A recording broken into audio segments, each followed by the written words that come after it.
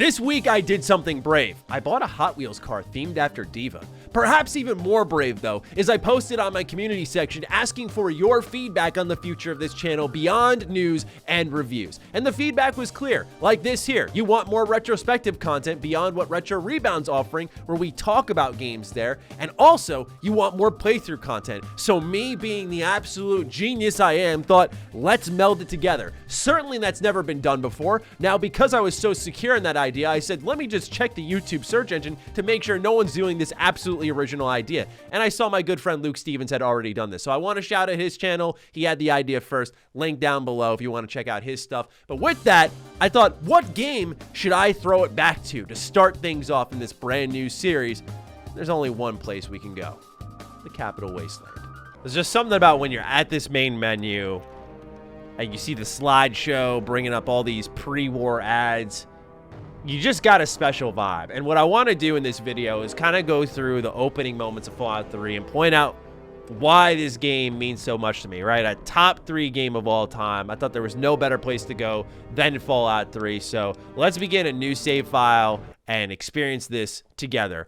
Minus this opening part because of YouTube copyright. I love every way you see Dr. Madison Lee. Like, she's such an important character to the story, and she's like right there in the opening shot, but you think she's just a random NPC. Like, first time I was playing this, you don't even think much about it, but right away, like, they introduce you to such important characters, and I love how subtle that is. Plus, here in Liam Neeson, just so good still to this day. Put this man in more video games. I just love how they also streamline the character creator process into something that makes sense in the game world. He's like, we got this name for you. What do you think about it? And you put in your name. Then he goes like, here's the gene projector. Here's what you're going to look like when you're older. And there's the character creator. I think Fallout 3's biggest boon is easily the way that in the introductory section, they sort of streamline what is pretty simple game mechanics that you typically do in a menu and make it a part of its game world. We're just going to go with a pretty standard looking dude here, although the hair in Fallout 3 has never looked good, but I kind of like that about the game because like no one should look attractive in the wasteland. And then the flash forward a year later, you're a baby now. It's the way they transition time too. It's just chef's kiss. Even like the white light fading out into the game world. And he says, don't look into the light. Like, it's just those little things that are immersive qualities that I just don't think we think much about. And oddly enough, what you have in here is kind of cozy, right? Like, clearly things aren't ideal. Like, if you're playing Fallout for the first time, which I did with Fallout 3, you're like, something's a little up here. You know, we're in this steel den. I can see a window there. Am I being like experimented on, right? These are thoughts that were going through my head. And you just find out it's such a grim world on the outside. You see the Bible verse here, which we'll look at in a moment. The theme, the whole game was really built around, plus the Year Special book. I actually have that right down here. One sec. This was given to me by a member of the audience. It says on the back, MrMattyPlays. It says, being born in Vault-Tec means your baby is special. And they got that. And then you can see in here is all of the different pages that we're about to take a look at. So I always cherish this thing because it's literally what we're about to open here in the game. You can see here, it's like the same exact thing. So it's so cool to have this. I'm sure you could probably get this on Etsy now with how, creating in-game items has evolved so much with like 3D printing and whatnot. But I always think of this gift I got from someone in the Fallout community when I'm playing the opening of this game and I get to this part. And again, it's that ability to tie in-game objects to character building, like strength. That means I'm strong. I can carry more toys and swing stuff all day long. It's like, okay, I can kind of discern what that means. And they still managed to make it more gamified when you get to the end of the book and you can just spec out that way for whatever's easy with you. At this point, I do just kind of do this. And typically I build high charisma because I just like to chat my way through things. It's always been my favorite way to play Fallout. I lower the luck a little bit because I don't want to say it's inconsequential. You could max out the luck. We could try that actually for the sake of the video. Let's try to max out luck and see if we can get the fire lance. That'd be something special right there. See that? It was your mother's favorite passage. Yep, here we go. It's from the Bible. Revelation 21:6. I am Alpha and Omega. So good. I will give unto him that is athirst of the fountain of the water of life freely. She always loved again, her. you just hear that and you think, Let's go see if your little it's friend beautiful, wants but to play. what does it mean? And you get to Project Purity, and it just really takes on a life of its own. It feels like this is probably the strongest thematically driven Bethesda game that they've made. Because you start off with that one Bible verse, and they just built outward from that, it felt like. The introduction to all the people who are either going to be A, dead, or B, annoying you, or C, that you're going to feel bad that they're not there with you, mister. Oh, and Buzz Killington. How could I forget about you? And then your best friend, who you just heard about, is here now. You get an introduction to her. Just great flow. It's so well thought out, and it's so crucial to the rest of the game, too. You're so easy to fool. Hey, now, let's be nice. Of course, the silent protagonist, you know, that stuff we still love to this day. Remember how my dad got Andy to do magic tricks? And we all played Hunt the Mutant in the atrium? Oh, yeah, you weren't Oh, invited. right. You weren't invited to my party. Too bad, man. It was really fun. Yeah. I love that. Dude, the voice acting in this game, like, even though they have like 3-4 actors for everything, I think it's so good because of like the energy. Like, they're just such typical bullies, like Butch and Wally. Iconic moment. Iconic moment, because every time I spit on this thing, every time, because I don't like when you kind of like challenge into a fight and he tries to beat you up at your party and you can't fight back, because then I just feel motivated when I see him when I'm 16 to punch his lights out. So I just spit on it. Doesn't want the nerd cooties. Peace out, bro. And obviously what they're doing here is planting the seeds for what is one of the biggest choices you can make in the early game, which we'll get to in a moment with Butch. But I think there it makes it such a classic bully that you just can't stand, that when he needs your help desperately, you know, you really got to think, like, do I want to help you? Like, you tortured me my entire childhood, bro. And here's Beatrice. Happy birthday. With the most whack gift of all time. She gives you, wait for it, a birthday poem. Happy birthday. Here's a poem. I guess it's a gift from the heart. But here again, we're going to see how they managed to tie game mechanics to the storytelling and the vault in such a natural way, where we're going to learn how to use the gun and how to shoot and how to use VATS. See, what I like about this is now that we're down here, we got the gun. He's like, you can come here and shoot whatever you want.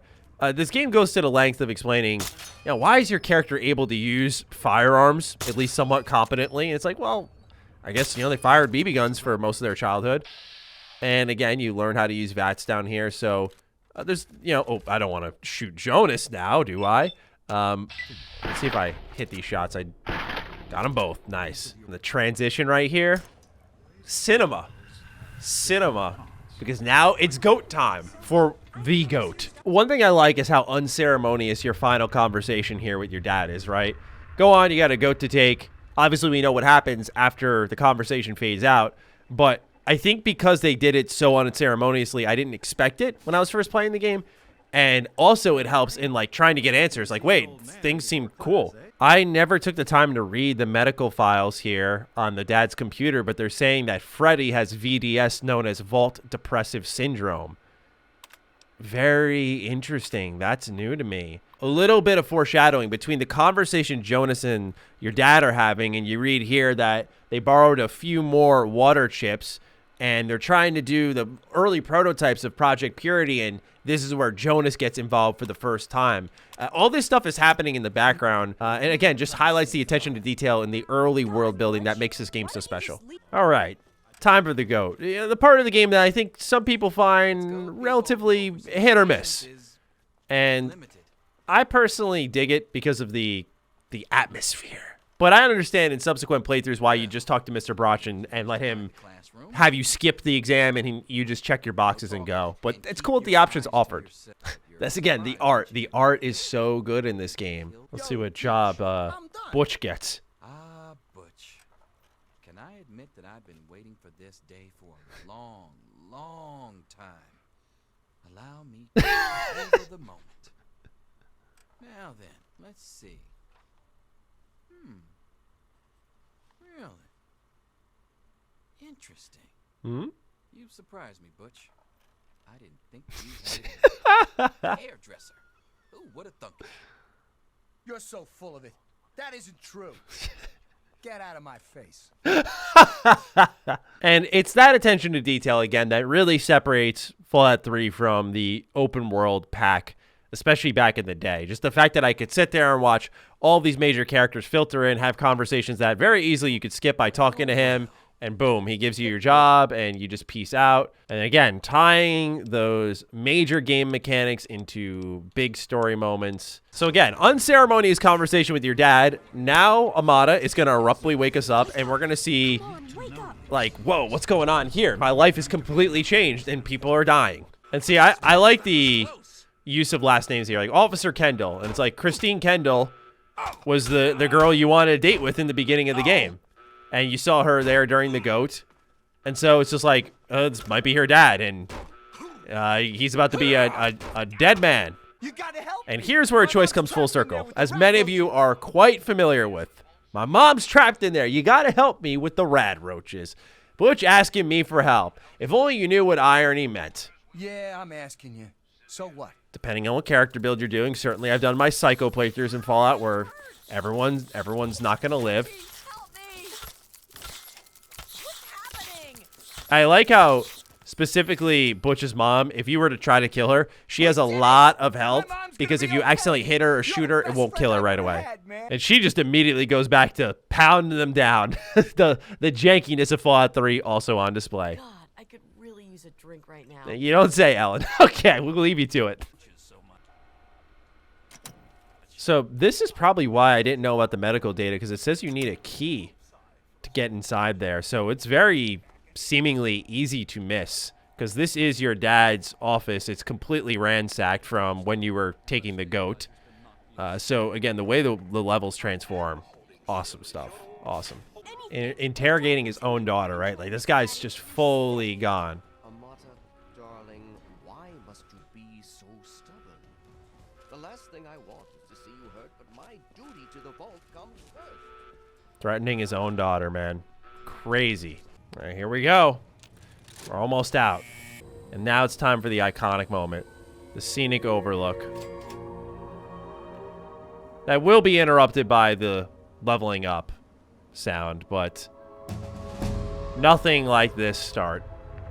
And then this is just, I wish there was a mod that said, you don't level up for 1 minute after exiting the vault, so that it just does not disrupt the soaking in of an incredible open world moment. That is why the intro in Fallout 3 is perfect. There's nothing at all wrong with Fallout 3, because that's like the most directed, guided part of the entire game. It's all completely linear. And from there, now I'm going to get a bunch of DLC updates. From here, it's your adventure. Left, straight, right, wherever you want to go, you can go. And especially back in 2008, there was something extremely empowering about that. There still is to this day, but this overlook at what is absolute destruction and horror is very beautiful in a odd way. Yeah, frequently for me, what I like to do is go west, here towards Springvale School. Not only because I think Springvale Elementary is actually like low-key one of the creepiest places in the game, like up there with what happens at Dunwich, but also the drops here are so good. Like the weapons you can get nice and early in the game are great. But I just think the idea of an elementary school being parked right next to this vault and there's nukes and you're going into a school but it's been completely obliterated is, again, it's all about the tone in Fallout 3. I think a lot of people who are watching this will probably understand that what goes a long way with me is atmosphere, as much as choices. And, you know, it's clear that New Vegas has what I would say is better choices for the player. But for me, I would take Fallout 3's atmosphere any day of the week, just because the music, the ambience, the lighting, even the kind of green tint that you see in the open world in really any location. You can even see it here. Raiders hunkered down in an elementary school. It's twisted. It's messed up. As always with the Bethesda staples, you know, grabbing items off the counters and whatnot. The interactivity is just another driving factor in why their games feel and hit different. And I haven't even talked about VATS, right? Like this defining mechanic that arguably saves the shooting in this game because it's not very good. But the ability to target body parts, the cinematic flair to it with the kill cams and the camera shake, it adds a layer of character building to it because of the action points and how agility can influence that. But also, it's like, I'm not great at first-person shooters. Well, you can actually play Fallout 3. And I know that's kind of irrelevant to most people watching these videos because I imagine most of you are hardcore gamers. But I love that type of stuff, especially because in this game, if I wanted to, I'll see if it happens, I could shoot the pistol out of his hand. Just like that. He's unarmed now, so he runs away. Another Bethesda staple that I think shines really bright in Fallout 3 specifically because of its more environmental diversity. They had it in previous Bethesda games like Morrowind and Oblivion, but I feel like Fallout 3 is where they had the budget to really switch up how buildings look for the most part. Was like the actual world building, past and present. There were definitely terminals that were used for things within the school for current means that you're seeing here are being used for logging from user suck me ha ha ha which is documenting what's going on with these raiders and sort of the story that happened before you got here. It adds a little something beyond the interactivity, and especially when you find, really in Fallout 4 they do this a lot, you find the logs and the entries and the notes dating back to pre-war stuff of what this place used to be and how the school was run. And in some instances, you'll find like a suicide letter, and you will see that someone decided to drop, like, say, a toaster in the bathtub, and you'll see a skeleton in a bathtub. I just think the environmental storytelling in this game shines brighter than really any of Bethesda's works because I think it's so important. It's more important than any of their other games to nail that feel. So it you know, right here, like, this is just twisted, right? Like, bodies hanging upside down. And there's an ant nest down here. Atmosphere, man. Atmosphere. And I imagine those immersive qualities go a long way for me, specifically because of my taste. It's not to say that everyone's going to agree, but finding, like, Psycho on the top of a table and being able to grab it versus opening a menu is, like, a huge difference maker for me. And I'm usually not a more immersive kind of guy. And I really look at games I also like, such as Dishonored, Prey, and how, you know, Arcane does very similarly interactive worlds, and how far that really goes for me there as well. So I think it's just a taste thing, but I know many people share that quality. Think of like the whiplash effect here. We went from a quiet vault, growing up, wholesome, good stuff, to everyone's dying, everyone's dead. I'm fighting giant worker ants now.